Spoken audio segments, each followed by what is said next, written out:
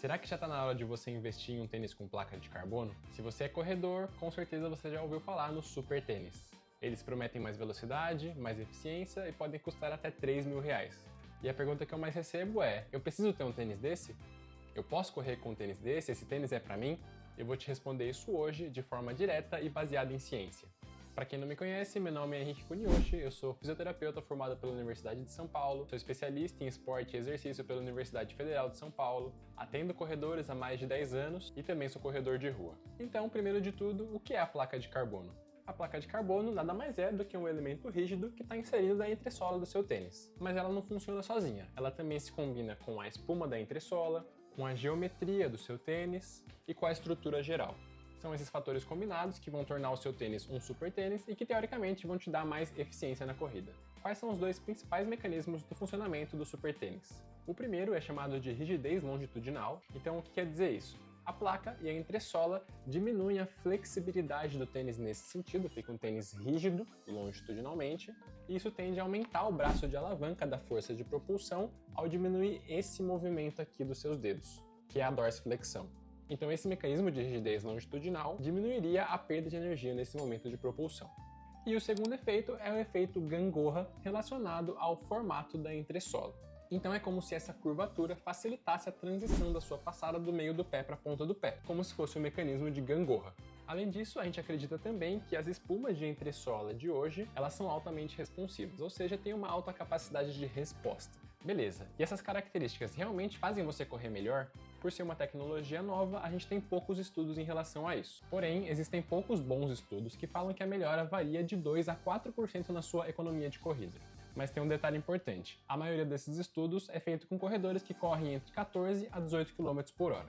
Esse estudo aqui avaliou corredores a 12 e 10 km por hora e viu que a 12 km por hora a melhora da economia de corrida foi de 1,4% e a 10 km por hora ela foi menos de 1%. Ou seja, a placa de carbono ajuda sim os corredores de todas as velocidades, porém ela ajuda mais os corredores que são mais rápidos. Ótimo! E quais são os pontos negativos do tênis de placa de carbono? Primeiro, que a combinação da placa de carbono com a espuma de entressola faz o tênis ficar relativamente mais alto do que os tênis normais de corrida e também mais rígidos. Além disso, os tênis de placa de carbono tendem a ser mais estreitos e também ter pouca estrutura de sustentação aqui no cabedal.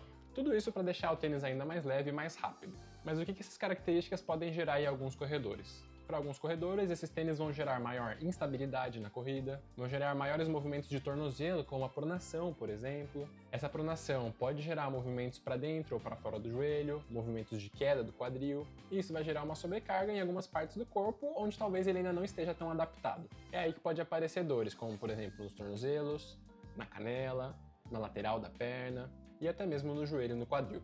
Então, o que eu acho que você tem que considerar antes de comprar um tênis de placa de carbono? A primeira de todas, a sua experiência na corrida.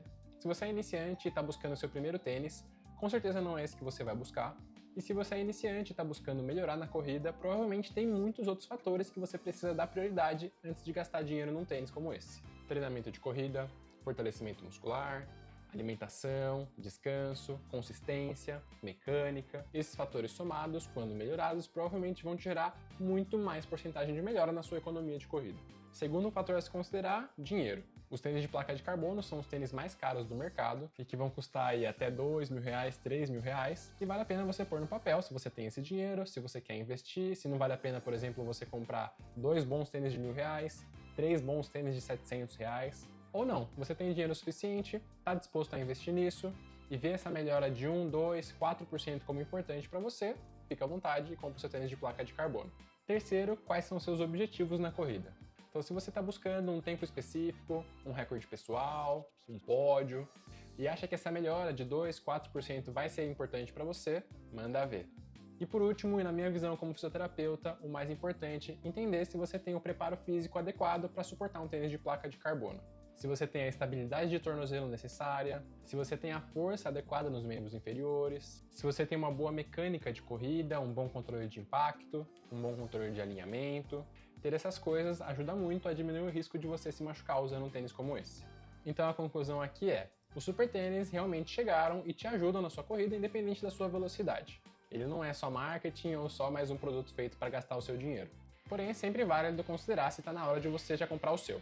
E o mais importante de tudo, ele não substitui treino. Bom, enfim, é isso. Tenho mais milhares de coisas para falar sobre tênis de placa de carbono, mas isso vai ficar para próximos vídeos. Então comentem aqui que outras dúvidas você tem sobre isso. E se você gosta desse tipo de conteúdo, se inscreve no canal, manda pro seu amigo que isso me ajuda muito a continuar produzindo aqui para vocês. Valeu!